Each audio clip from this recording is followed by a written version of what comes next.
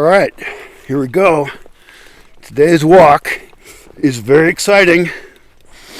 I've got my cards, a PayPal debit card and a Wise card that are activated now. So I'm walking into town to try them out at an ATM machine. That's so much more fun to say because some asshole will correct me because it's redundant. Or they don't know the joke and they'll learn it. Anyway, for the first time in years, I will be able to move money from my supporters to me directly. Now, I did some other things where friends helped me out to move money and get cash to me, but you can only ask for those favors so often, and that in itself is annoying to everyone. And it's still far. I'm figuring out how to live without a vehicle, and that's actually a very good thing. Now, I don't have the problem other people have, which is that it's easy for them to buy shit. That's a serious problem if it's too easy for you to buy shit. So if you can order things on Amazon and get them delivered to you, for some people that allows them to overbuy. I mean, they say that on social media, like, that they have a problem with that. It makes for impulse spending, so you don't even have to go out and buy shit. Although even being able to go out and buy shit whenever you want, or continually be surrounded by commercial opportunities, I mean, that's one of my criticisms of city design, is that cities are designed around promoting commercial behavior. And so there isn't enough public space. I would almost reverse it and have at least half the city be like a park, and have like concrete benches. Those don't cost a lot as shared infrastructure to maintain. And, have plazas and outbuildings. And there is the issue of anything that's shared can incur cost. And so there is a problem with that, because then who cleans it up, or do you let it become a shithole? Well, I think there are design things you can do to keep places that are publicly shared from becoming shitholes. Anyway, back to this consumer notion. The fact that I don't have a car, now I already didn't go out very much, all right? So going out with something, let's see, I'm getting out of here with 2 dogs only. That's great. I snuck out. And 2 dogs caught me. And my other dog died because I had the vet killer. That sucks so much. It still sucks. But it was time. It was past time. I mean, I could have kept her alive another year, but her life was sucking. Anyway, it's true at the individual scale and at the societal scale that if we have the ability to consume, we will. It's the nature of organisms. Perhaps. I'm not a biologist, and there might be exceptions, but if an organism can expand and fill a space, then it will. That's how you get invasive species, right? If there's nothing to curtail the reproduction and growth of a particular genetic set, it will continue to grow. If there's an opportunity that life can take advantage of, it will. And humans are a case of that on both the individual and societal levels. Now, I've talked about society on the bigger scale and collapse is inevitable, etc., because we cannot control ourselves. We're willing to control each other and steal from each other. We are a resource also that we use and slave. But on the individual level, I think we underestimate how much we cost to others and to the environment. And we overestimate our value. Most of us are a net loss, by definition. Humanity is a net loss for the planet because we're killing off the entire planet. So on average, people are bad. course, you're wonderful. You have to think you're wonderful, and you're designed to think that because you want to spread your genes, generally speaking. Not everybody has to have kids. I'm not going to be having any, but we are designed to reproduce. We come from people who consumed and reproduced. So we have massive programming to consume and reproduce. If there is a resource, people tend to, as individuals or groups, but as individuals, we'll talk about them, they'll consume as much as they can. And they don't give a fuck about the cost. If there's hot water and a shower, a bunch of people, not all of them, but a huge number of people will take a very long hot shower because it feels good. And they'll use up a ton of water and energy to heat it. And they won't really think about it. There's other people in the world who take their shower with cold water and a bucket, which I think people should learn to do. People who are used to having tons of resources should have the experience of living without that. And I can offer that. My goal is not actually to make a place where people suffer. In fact, I'm looking at design innovations so that we can actually have richer, wealthier lives with less resources. That's totally doable because we associate greater consumption with greater happiness, but in general, it really doesn't bring it. You know, just because you have Amazon and can order tons of products and get them delivered right to your house doesn't make you happier. In fact, it might give you a bunch of junk you don't need. So I like the idea of kind of minimalism, you know. Like, in my case, luckily I have a barrier of poverty and physical remoteness that controls my natural temptation to consume. And, you know, I've gone to extremes in the ways I wish to. It is funny that if you say something like that, some people will criticize you for saying it. Like, there was somebody, I said I was living off-grid, and they were like, well, he's not really that off-grid if he's online. And it's like, well, off-grid means off the fucking electrical grid. Read your definition, you bitch. I shouldn't say bitch, sorry, but some people are just bitches. Men too, whatever. We can make that a gender-neutral term. There's been plenty of terms that are male-oriented that we use for women. It's fine, too. Maybe I should call her a cock. Anyway, I don't want to insult her, because the main thing is she's just saying this dumb thing, which is, if you're online, therefore, you're not off the grid. And it's like, well, I have fucking Starlink. You know, in theory, I have solar panels. Now, I am using a generator at the moment, which is gasoline, and so one could argue that because of that, I'm not really off the grid, and by my own standards, it's true. Like, I suck, because I'm doing something that I think is bad. And even solar panels, by the way, I can criticize the fuck out of those.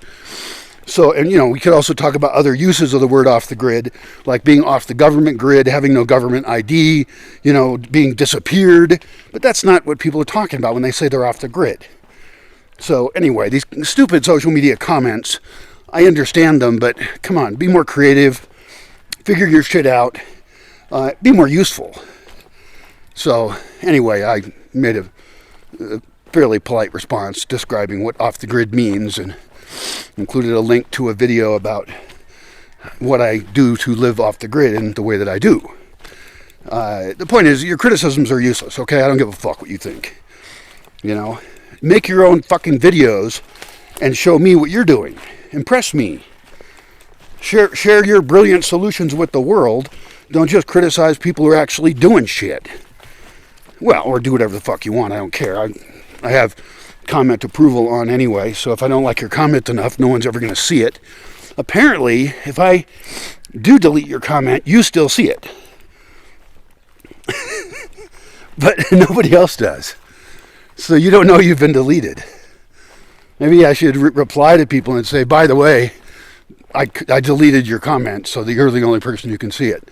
Just to give them some feedback on how useless they are. Not that that's really my goal in life, is to tell other people how fucked up they are, because that's fucked up too. Like, what's the point? I can't fix the fucking world. I'm outnumbered heavily by idiots. So are you.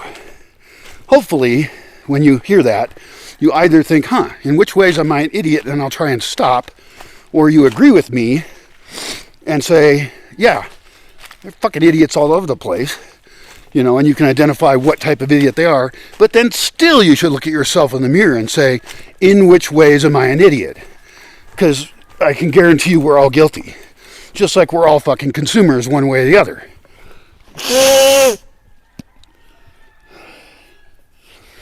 The best person to criticize is yourself.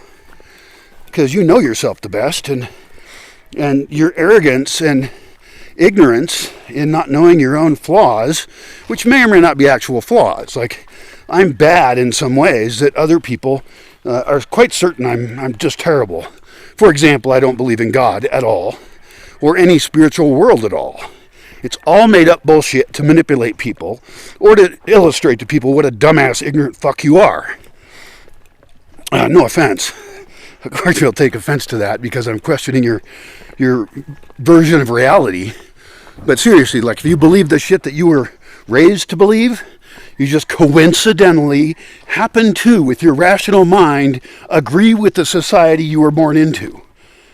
That's a pretty fucking big coincidence, dude. Just happened to be the case. And don't worry, chicks, you're included with dude. It can be a general term. I actually called an old guy dude once, and he was offended. He was like, don't call me dude. I was like, okay, I won't. That's fine. I'm actually willing to adjust my communication to other people to some degree. And he's a nice, cool guy. But I don't know why dude's a bad word. I'm from United States, and I mean, it's where I come from. That's not a bad word. Dudes are dudes, and sometimes dudes are chicks. So whatever. Talking to people is very difficult. And today, as I walk to town, I'm going to think about that and maybe make a video about inviting people again. Because if I have a way to get money, and if I can communicate well, like visions for cool projects and what kinds of people I would want and not want, what kind of behaviors are good or bad, and then people can even make a video. I can make an outline for what kind of video they can make applying to come here, because some of the people I'll invite will be people who bring an audience, right? They have sponsors, they make money online, they're influencers or creators or content creators or whatever fuck. And some of them have far more value than I do. I'm nearly worthless. I don't make any money off of any content that I produce. And I produce a lot of content. This is not my first channel. Probably wherever you're seeing this. Well, it isn't. But, and that would be super fun to do. So, anyway, what was I talking about? Getting to town anyway. I got to shut up for a while. Anyway, I'm very excited, very excited. I have hope for the future, even though my van is broken. And I have hope, even though I can't consume shit. I like that. That was what I was talking about, consumption. No, it's good to create a system, a society, in which consumption is very difficult, because if we can consume something easily, we will tend to. When I used to have a buffet of food out, I used to have people here at my place. Well, they're at my place. And I had an all-you-could-eat buffet. And I actually heard people, I was sitting there eating, and I would hear people say, oh, I don't know if I can do another plate. I can probably do it. I can stuff one more plate of food in me. And I'm just sitting there like, fuck, dude, I'm paying for that food, and you're not paying goddamn nothing to be here. And it's not like your labor is worth shit. And your goal is to just stuff yourself as much as possible like it's Thanksgiving. I mean, if you do it once a year, who cares? But, I mean, I found it just annoying. And even worse case, I mean, unfortunately, I have thousands of examples after hosting so many people of what I don't want. I mean, I walked out once and I had, I was keeping fruit out all the time because I want to promote eating of fruit and veggies too. And so these people were leaving that day, and they were loading their backpacks up with food to take. Now, what the fuck kind of place did you grow up where there's any system that when you leave, you just load up all the food you can and take it? What kind of disgusting, stupid parents did you have? Or how disappointing are you to your parents? Actually, it's their fault probably too. But like, or what kind of society is it where you think there's no business you would do that in? It would be like going to an all-you-can-eat buffet and then loading up containers of food to take with you and to go. This other dog has found me. That dog came from my place. Well, it came from the street originally, but it's not my dog anymore. But that dog is its own dog. It does what the fuck it wants. Anyway, so my point is people will consume as much as they can. And so what I want to do is set up a system where it's actually kind of hard to consume. For example, if the only clothes washing station I have available is hand washing clothing, guess what? People are going to wash a lot less clothes. They're going to use less water. And I had a couple people, they expressed it pretty eloquently, where they were shocked. They were here, they were traveling. I think they were traveling in a vehicle. Really cool people, really nice. But one of the comments, it might be in some video somewhere, was how much work it was to just do basic shit where I live. And they were referring, I think, to laundry at that time. Because if you can just have a machine do your stuff for you, then you're more motivated to use more resources. And I'm not, morally against washing machines. Actually, washing machines are a wonderful thing. And since the washing of clothing has often been genderized, those machines freed up particular gender. And that's really a good thing. I mean, I'm not blanketly against technology, but my place is also an experiment. And I know extremely well that people will waste all that they can. And so I can create a system where it's hard to waste. And what people find, though, is that they're rewarded, hopefully in a system that actually gives them more wealth in terms of better interactions with people, awesome people selected with social agreements, so they're not in this cauldron of dumbfuckery, social dumbfuckery that most of us have lived in, with people they don't want to be anywhere near, people that do not wish them well, people who use them and lie and steal and cheat. I mean, that's normal. The norm is pretty bad. Now, maybe for you it's awesome, in which case, sorry that I'm criticizing it. I compliment you on your excellent selection of getting born into a good family and your selection of friends and being wealthy, and everything's just wonderful for you. That's fantastic. Something got fucking killed here. Pretty cool feathers. See these feathers right here. It's white on the side and then black down the middle, and the other ones are all black. What the fuck kind of bird is this? It might be a chicken. I mean, I'm getting to town here. It's probably a chicken got killed by a dog. Luckily not my dog.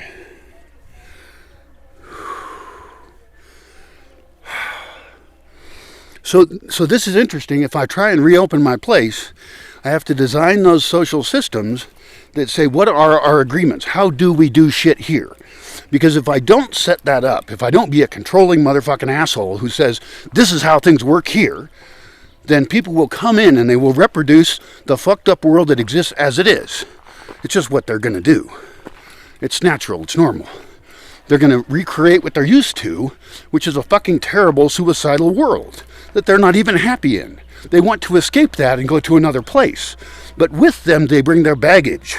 They bring their racism, their sexism, their nationalism. They bring their consumerism.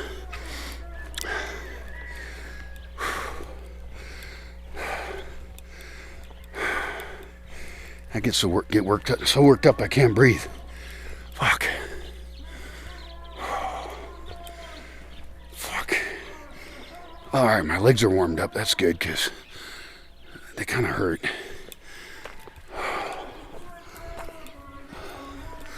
Well, goodbye, and it's going to be a fucking great day. Living on the razor's edge. Seeing what's going to happen. Fucking mystery. Good luck.